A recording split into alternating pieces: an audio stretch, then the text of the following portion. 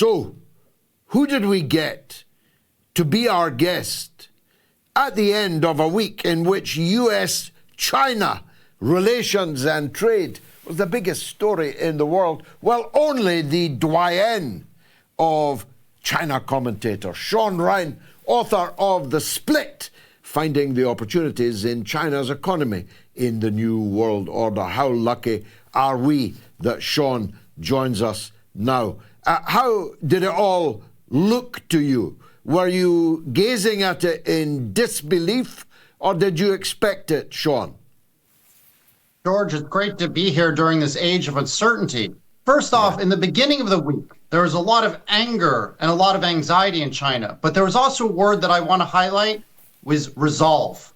The Chinese people coalesced around Xi Jinping and the CPC and said, if Trump is going to slap 84% tariffs on us, if Trump is going to slap 125% tariffs on us, we are going to bind together and we are going to be a strong Chinese nation and push back very hard. I think Trump is getting very bad advice from people like Scott Bessent, the Secretary of Treasury, as well as Peter Navarro, his advisor on trade, because they think that the Chinese are going to bend their knee to Trump, and that's just not going to happen.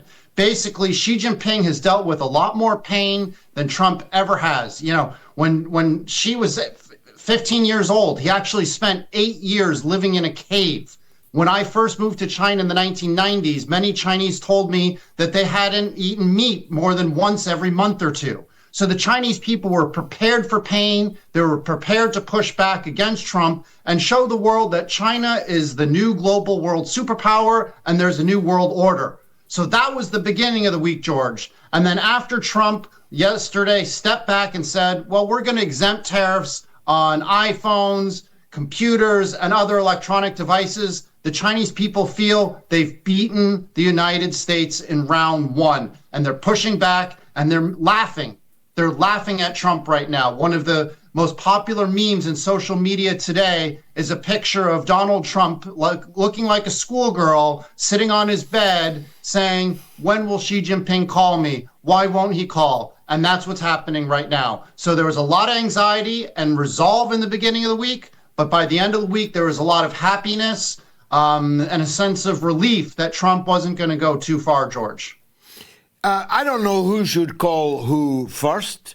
Probably Trump, because he's the one that launched this blitzkrieg on China, economic, financial blitzkrieg. But it would be a good idea for Trump and Xi Jinping to meet at an early opportunity, wouldn't it? Absolutely.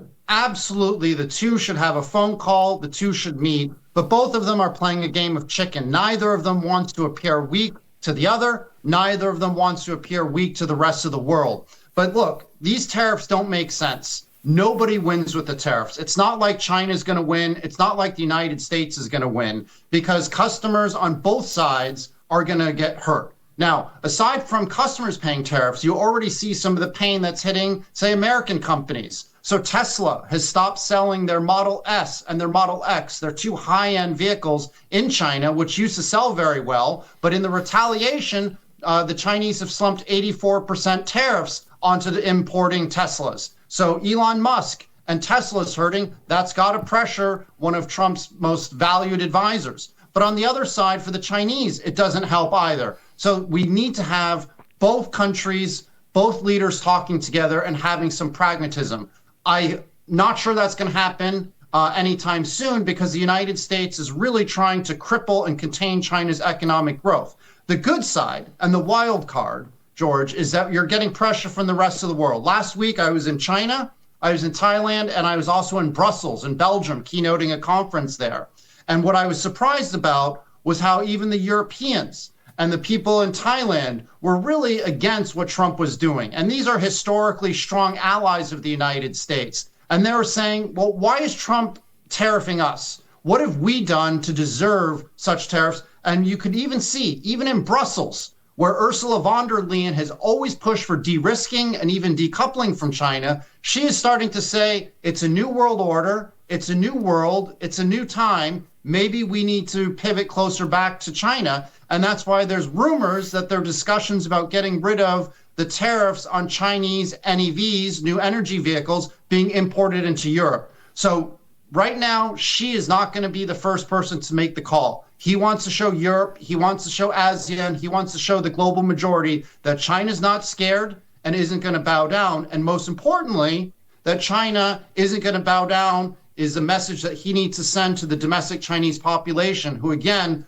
have that word resolve to stand up to what they consider to be imperialism and bullying, George. Well, I hope I can finally get one of these Chinese new energy vehicles. So I hope you're right and that the sanctions are lifted.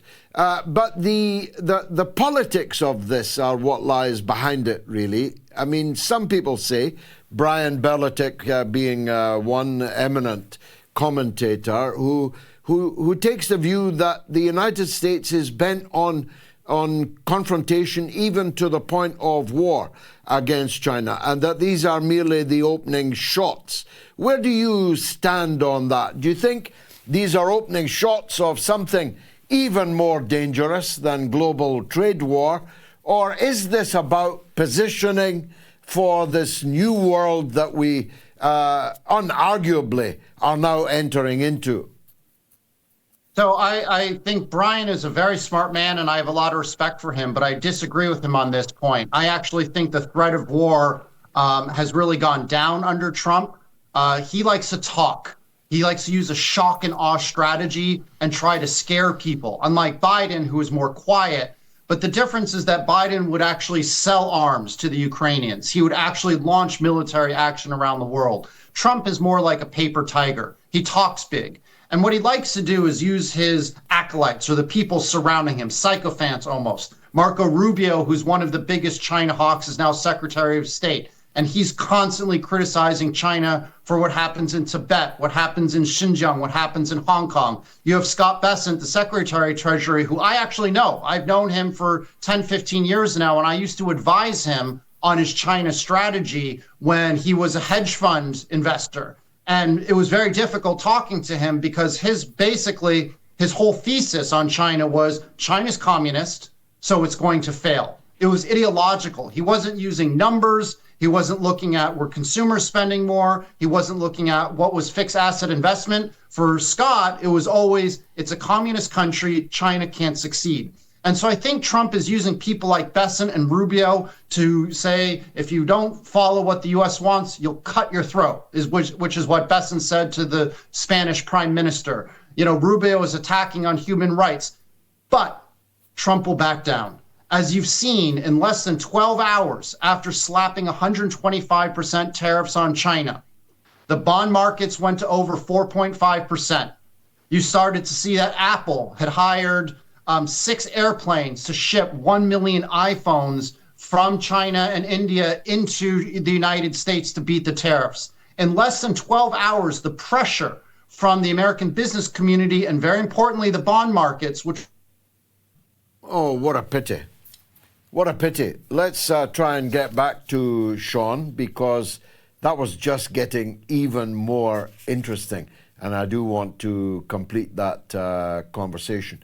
Now, look, we're unable to get a video link back to Shaun Rein, but he's rejoining the show on the telephone right now. Shaun, I was fascinated by what you were saying.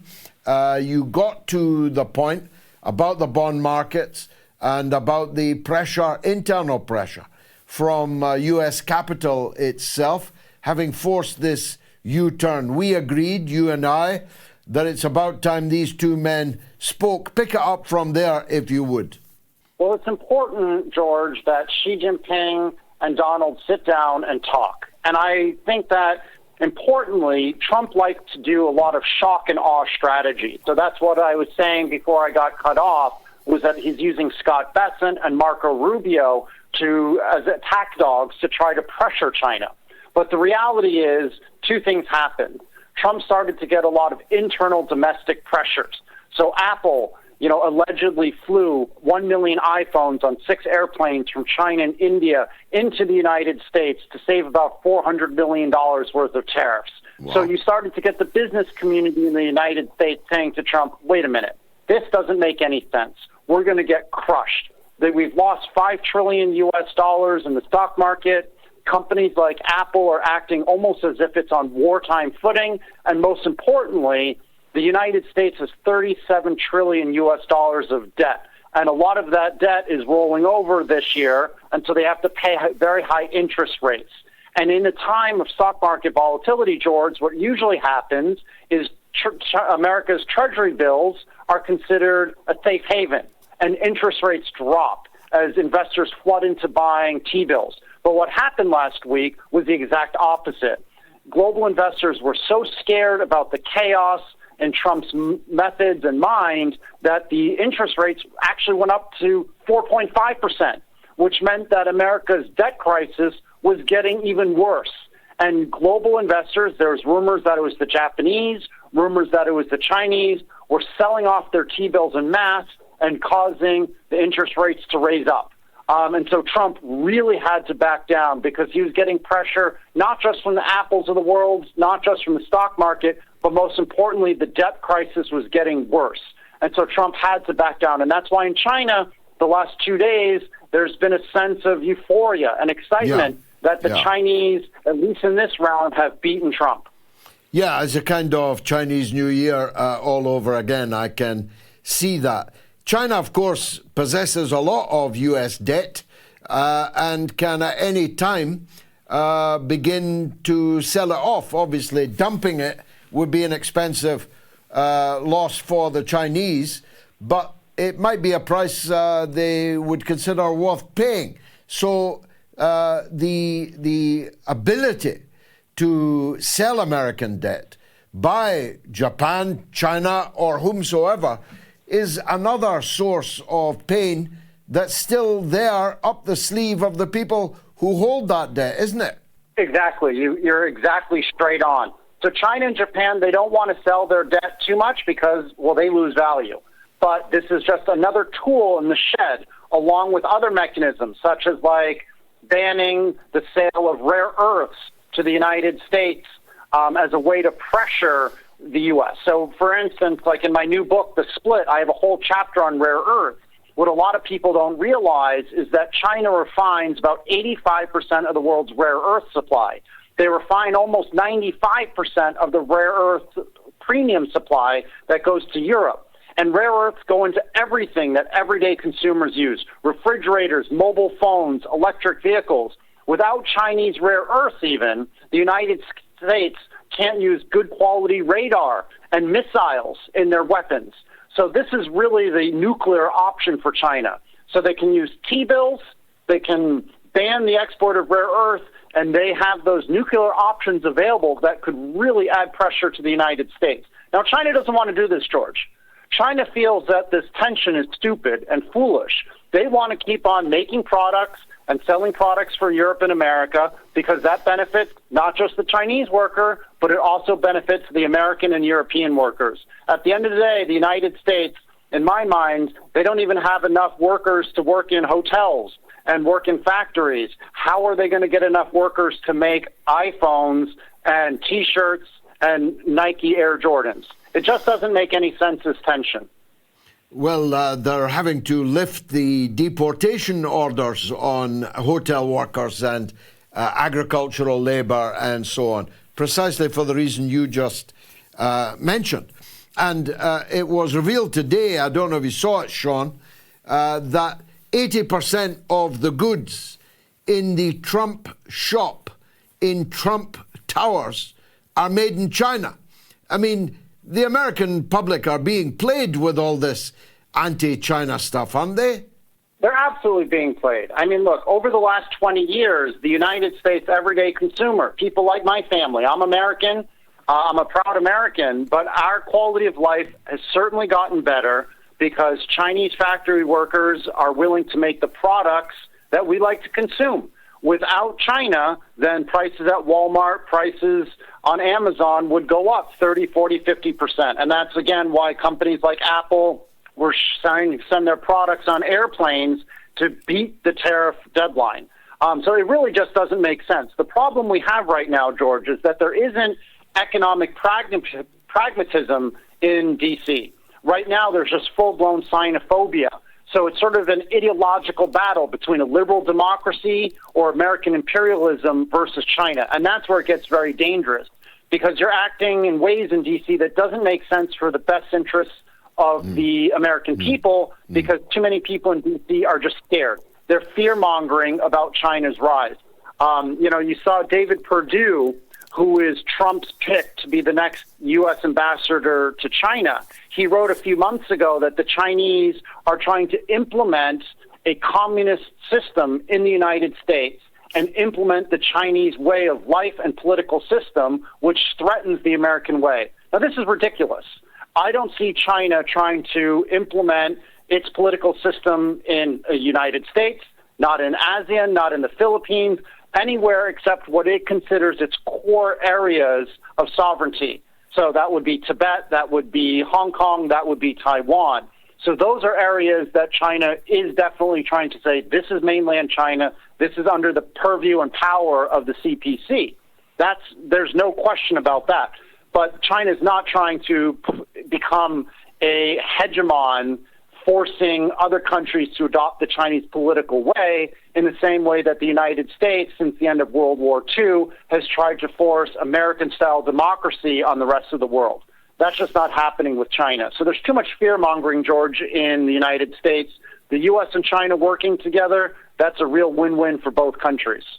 There's also a staggering level of cultural misunderstanding from Western countries, and I alluded to it in my monologue.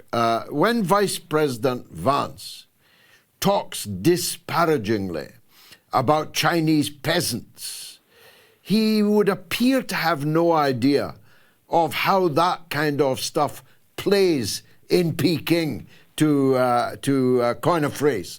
The insult, routine insult against 1.5 billion humans in the world's biggest manufacturing power in the world, the second biggest economy in the world, if not indeed the first.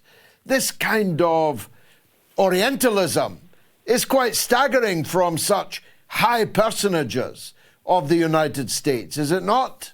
Yeah, that's a great point, and I agree 100%, George. I think there's two points I want to highlight on this. The first is when J.D. Vance calls Chinese peasants. It just shows how unsophisticated he is personally. I mean, in many ways, we should be calling him a peasant, because he might be intellectually smart, but he's very unsophisticated and he's not very worldly. I think he's a hillbilly. He told us in 2005. He told us he was a hillbilly. Exactly. He's a hillbilly. He might have gone to a few good Ivy League schools. Who cares? They're overrated. I went to Harvard, too. I think they're overrated systems.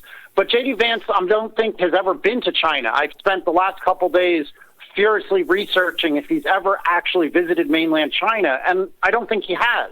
So I think he's kind of an unsophisticated rube. The second thing is that sort of arrogance and condescension is really inherent, not just in the United States, but let's be honest, in Western Europe.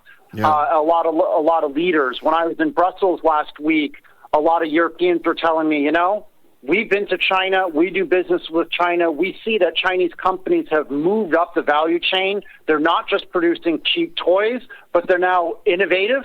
I was talking with a Serbian businessman who said that he used to buy German equipment for 90,000 euros. And now he's switched to a Chinese supplier because they're selling it for a third of the price at only 30,000 euros, and the quality is just as good.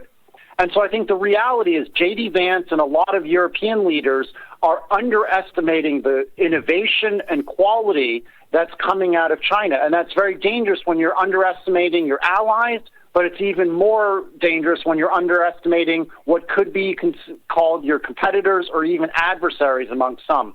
Chinese, as you've seen in the last couple of months, have caught up and surpassed the United States and Europe in things like AI, with DeepSeek, the language learning model. They're very close to getting 3mm wafers.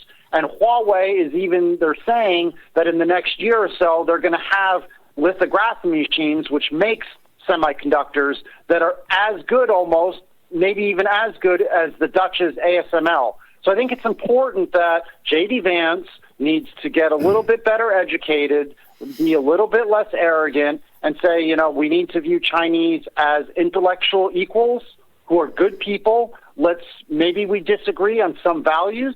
Maybe we disagree on some political preferences inherent in our political systems. But at the end of the day, we're people. And the whole world works better by working together. And I actually think Trump is better than Biden on this and is less likely to go to war than Biden because he's not as much of an ideologue. He's looking for a deal with the Chinese, and he wants to be able to sell to MAGA that he beat the Chinese. So a deal will happen. I don't know if it will happen this year, might happen in year 2 or year 3, but at some point Trump is going to want to have a deal with Xi Jinping, which is why he keeps saying, Xi Jinping, call me. And again, the first move has got to be by Trump. It's not going to be by Xi.